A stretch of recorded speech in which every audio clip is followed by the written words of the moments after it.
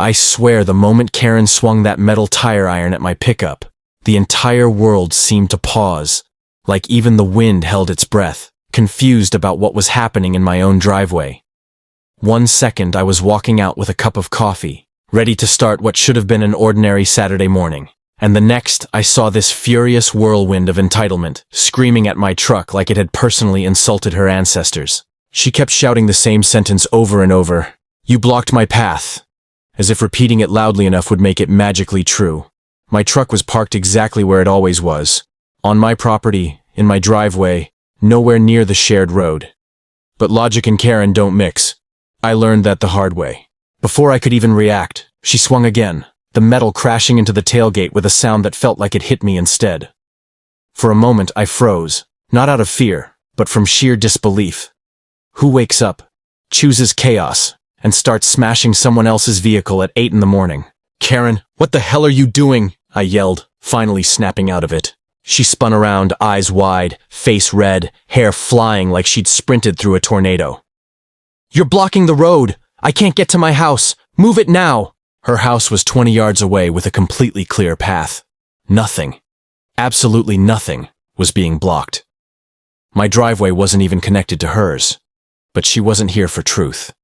She was here for drama, and she was determined to win an imaginary war. My neighbor Tom poked his head out from his porch. "Karen, he's not blocking anything," he called out. She shrieked back, "Stay out of this! His truck is in my way and he knows it." The craziest part? She believed it. Or at least she convinced herself she did. I grabbed my phone and hit record, because something in my gut told me this was going to get worse before it got better. And I was right. Karen marched toward me, waving the tire iron like a medieval weapon. "You better delete that," she snapped. "No," I said. "You're destroying my property. You need to stop." But she didn't.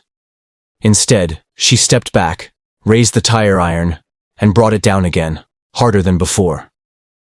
That's when I made the call that would eventually end all of this. The call to the police.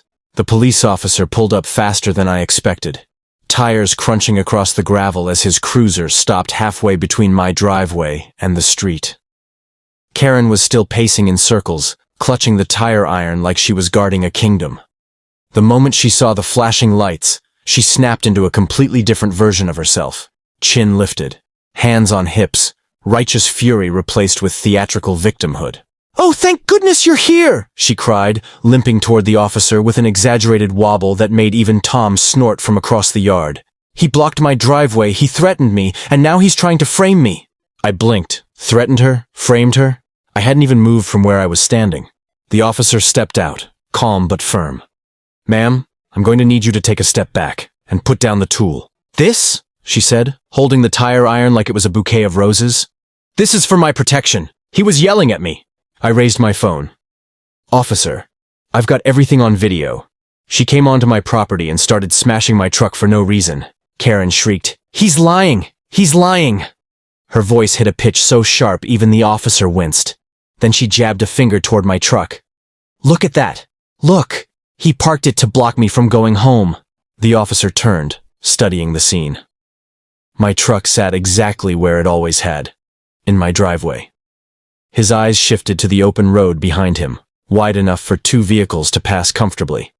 Then he looked toward Karen's house, perfectly accessible and untouched. "Ma'am," he said slowly, "your path is completely clear." Karen froze, her mouth opened, closed, opened again. "No, it's not. It wasn't earlier. He moved it before you came." I lifted my phone again. "The video shows otherwise, and so does the timestamp." The officer nodded. "I'll need to see that." Karen lunged toward me, but the officer stepped between us so quickly she almost smacked into him. "Ma'am, step back, now, you're escalating this," she whined dramatically. "Why are you believing him? He's manipulating everything." He didn't answer her. Instead, he watched the video. Every swing of the tire iron, every accusation, every lie. When it ended, he exhaled slowly, like he finally understood the full nightmare he'd walked into.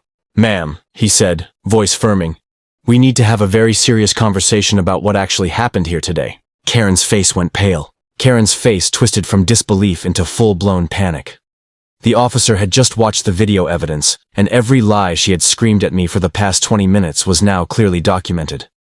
Her grip on the tire iron slackened, and for a moment, she just stood there, blinking like a deer caught in headlights. You can't do this, she sputtered, voice shaking. This is all manipulated. He's lying, and this camera, it's... Her words trailed off as she tried to form a sentence, but nothing made sense. The logical world she insisted on living in had collapsed, and she didn't know how to rebuild it. The officer, calm but firm, knelt slightly to address her directly.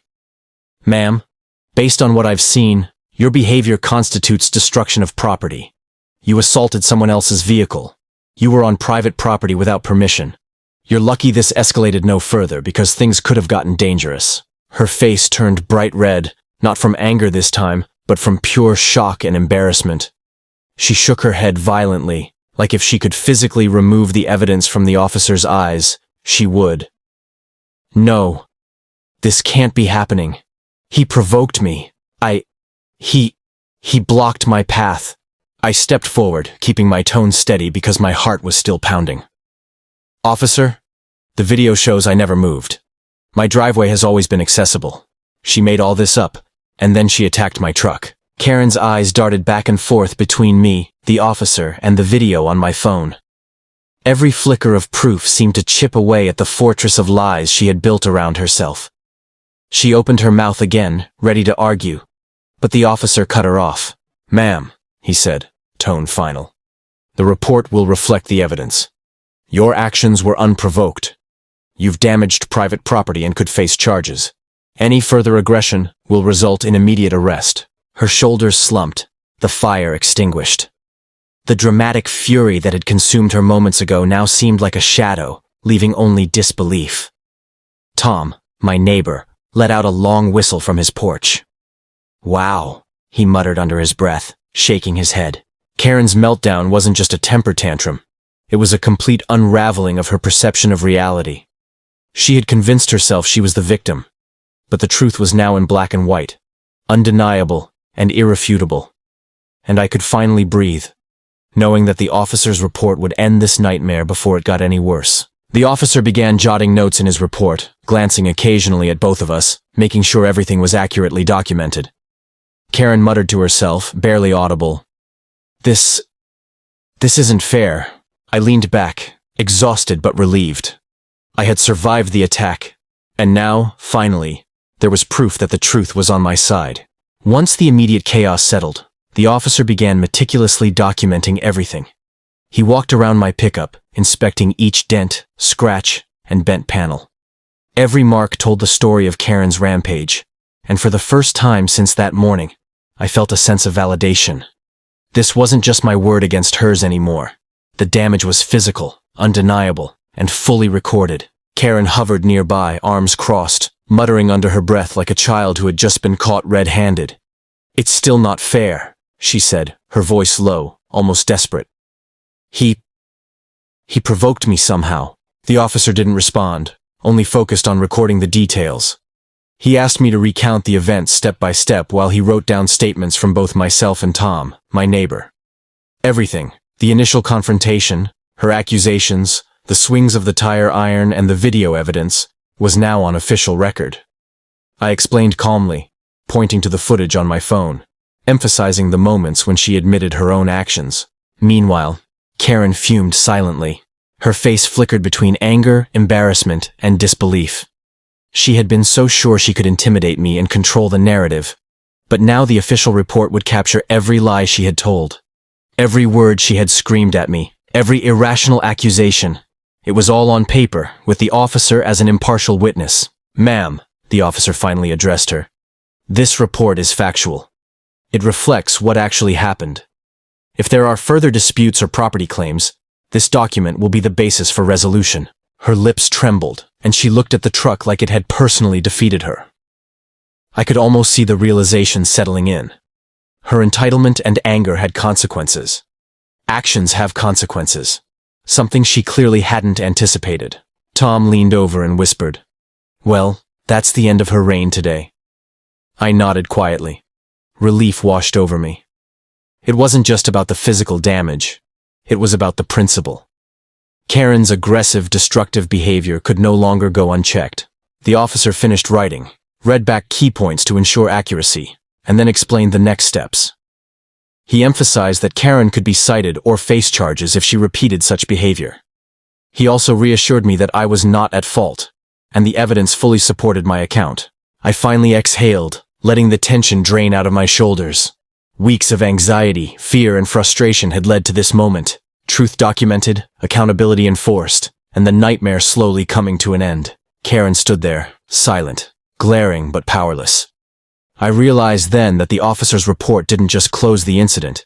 It exposed the reality behind her chaos and ensured that justice, however small, had been served.